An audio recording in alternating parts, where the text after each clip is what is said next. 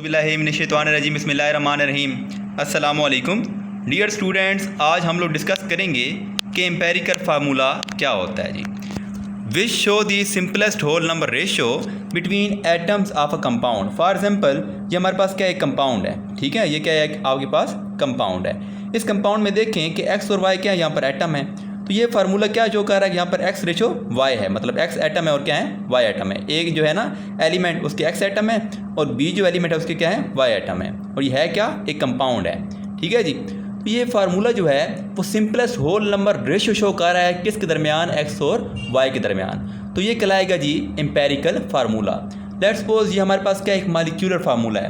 तो बेटा molecular formula क्या होता है, जो एटमों की एग्जैक्ट तादाद बता रहा होता है किसके दरमियान क्या है। फॉर एग्जांपल 6 कार्बन है और 6 क्या है यहाँ पर हाइड्रोजन है। तो ये कहलाएगा मालिक्यूलर फार्मूला। और किसका है जी, बेंजीन का मालिक्यूलर फार्मूला है। अब ये क्या है जी, ये एटमों की एग्जैक्ट तादाद बता रहा है, तो ये क्या होगा मालिक्यूलर फार्मूला, जिसको हम नेक्स्ट लेक्चर में डिस्कस करेंगे। तो मालिक्यूलर फार्मूला तो है ये। अगर इसको 6 पे डिवाइड करें, हमने देखना है किस टेबल पे डिवाइड होते हैं, तो 6 पे क्या हो जाएगी, दोनों डिवाइड हो जाएंगे। तो जवाब क्या आएगा, C/H आ जाएगा। और इधर में रेशो क्या बनेगी, 1/1 बनेगी। 6 पे डिवाइड हो गया, जवाब क्या है 1/1 आ गया, ठीक है। अब ये जो फार्मूला है ना, ये simplest whole number ratio show कर रहा है। सिंपलेस्ट होल मतलब क्या होता है जी, कि जवाब इशारिये में ना हो, ठीक है, वो क्या है यहाँ पर सिंपलेस्ट होल नंबर, और ये दरम्यान में क्या है रेशो है। तो मतलब ये जो फार्मूला है ना, ये simplest whole number ratio show कर रहा है, इसलिए ये कहलाएगा एम्पेरिकल फार्मूला कहलाएगा। जब हम बात करते हैं ग्लूकोज की C6H12O6, ये क्या है इसका मालिक्यूलर फार्मूला है, क्योंकि ये भी क्या यहाँ पे शो कर रहा है एटमों की एग्जैक्ट तादाद बता रहा है। तो ये क्या है मालिक्यूलर फार्मूला। अब इसको क्या किया, ये किस पहाड़े पे ये डिवाइड होंगे जी, 6 पे डिवाइड होंगे। तो 6 पे टेबल पे डिवाइड किया, जवाब क्या आया CH2O आ गया। तो अभी ये बता रहा है हमें कि इसमें क्या एक कार्बन है, 2 क्या हाइड्रोजन है, एक क्या है यहाँ पर ऑक्सीजन है। तो मतलब ये अब सिंपलेस्ट होल नंबर रेशो बता रहा है, तो इसलिए ये कहलाएगा एम्पेरिकल फार्मूला किसका, ग्लूकोज का। जब हम बात करते हैं हाइड्रोजन परऑक्साइड की, ठीक है, हाइड्रोजन परऑक्साइड का ये क्या है मालिक्यूलर फार्मूला है, क्योंकि ये बता रहा है एटमों की तादाद में किसमें 2 हाइड्रोजन है, 2 क्या है ऑक्सीजन है, ठीक है जी। तो अब क्या हुआ, किसके 2 के टेबल पे जब डिवाइड किया तो सिंपल होल नंबर रेशो क्या आई 1/1 बनी। तो ये कहलाता है जिसका एम्पेरिकल फार्मूला किसका, हाइड्रोजन परऑक्साइड का। तो बेटा अब हम यहाँ बात करेंगे कि किन किन स्टेप से गुजर कर हम लोग एम्पेरिकल फार्मूला फाइंड कर सकते हैं। तो ये आपको भी समझ नहीं आएगी जब तक आपको मैं कोई एग्जांपल नहीं समझाऊंगा। तो साथ साथ में एग्जांपल एक्सप्लेन करता हूँ ताकि आपको इन पॉइंट्स की समझ आ जाए। तो अब हम देखते हैं जी एग्जांपल नंबर 3, जिसमें हम लोग देखेंगे कि एस्कॉर्बिक एसिड जो विटामिन C होता है क्या कंटेन करता है, जिसमें कार्बन कितनी परसेंटेज है 40.92%, हाइड्रोजन है 4.58%, ऑक्सीजन है 54.5%। और आपने निकालना क्या है एम्पेरिकल फार्मूला, ठीक है। आपको बेटा पता भी होना चाहिए कि एस्कॉर्बिक एसिड जो विटामिन C होता है उसका एम्पेरिकल फार्मूला क्या होता है, उसमें कितनी कार्बन होती हैं, ये होता है इसका एम्पेरिकल फार्मूला C3H4O3। ये आपने याद भी कर लेना है कि उसमें कितनी कार्बन होती हैं, 3 कार्बन।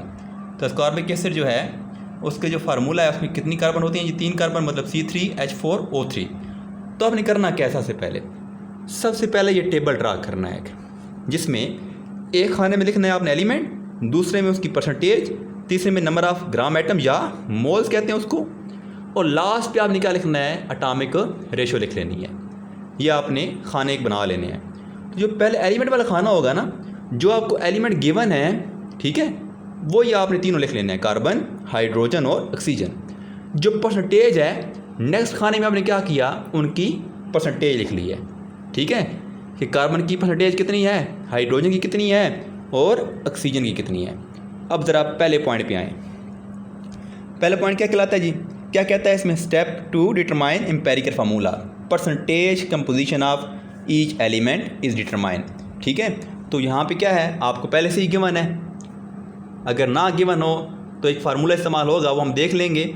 उस फार्मूले में क्या होता है जी कि परसेंटेज वगैरह निकाल ली जाती है, मैथ ऑफ द एलिमेंट और math of the compound multiply by 100 करके ना परसेंटेज किसी भी एलिमेंट की निकाल सकते हैं। तो अगर यहाँ पे हम देखते हैं कि यहाँ पे क्या है परसेंटेज गिवन है तीनों की, यहाँ पे परसेंटेज लिख ली, फिर क्या किया, फिर आपने मोल्स फाइंड करने हैं। तो नेक्स्ट टाइम में क्या फाइंड करना है, मोल्स। ये जो परसेंटेज आई है ना वो उठा के आगे लिख लो, ये भी उठा के यहाँ आगे लिख ली। ये भी उठा के यहाँ पे आगे लिख ली। अब कार्बन का मास कितना होता है 16 पे डिवाइड कर दिया। जब डिवाइड किया इन दोनों को तो जवाब क्या आ गया 3.41, जो कि क्या कि मोल्स आ गए। ठीक है, फिर जो आपने परसेंटेज आगे लिखी थी उसको हाइड्रोजन के मास पे डिवाइड कर दिया। हाइड्रोजन का मास कितना होता है 1.008, तो जवाब क्या है इनको डिवाइड करने पे जवाब आया 4.54, मतलब नंबर ऑफ मोल्स आ गए। तो फिर हमने फाइंड किया कि जो ऑक्सीजन है, ठीक है, जो क्या है ऑक्सीजन, उसका मास कितना होता है, उसका मास होता है 16। तो ये जो परसेंटेज थी उसको डिवाइड किया 16 पे, तो मोल्स कितने आ गए 3.41 आ गए। जब हम नेक्स्ट बात करते हैं एटॉमिक रेशो की, तो बेटा ये जो मोल्स आए हैं ना, ये आपने उठा के आगे लिख लेने हैं। यहाँ पर ये उठा के लिख लिया यहाँ पर एटॉमिक रेशो वाले खाने में, ये भी उठा के लिख लिया यहाँ पर एटॉमिक रेशो वाले खाने में। अब देखें इन तीनों में से छोटी वैल्यू कौन सी है। ठीक है, इन तीनों में से छोटी वैल्यू कौन सी है, तो ये दोनों तो आपस में बराबर हैं और ये वैल्यू बड़ी है, तो मतलब ये भी क्या होंगी, दोनों वैल्यू छोटी होंगी। तो आपने क्या किया 3.4 से जो छोटी वैल्यू थी उस पर डिवाइड कर दिया, 3.41 3.41 3.41, इस पर क्या कर दिया डिवाइड कर दिया। डिवाइड करने से जवाब क्या आया 1, 1.33 और 1। तो रेशो क्या बनी जी, वो यहाँ पे देख लेते हैं कि कार्बन की रेशो कितनी बनी है यहाँ पर एटॉमिक रेशो 1, हाइड्रोजन की 1.33, ऑक्सीजन की 1। ठीक है,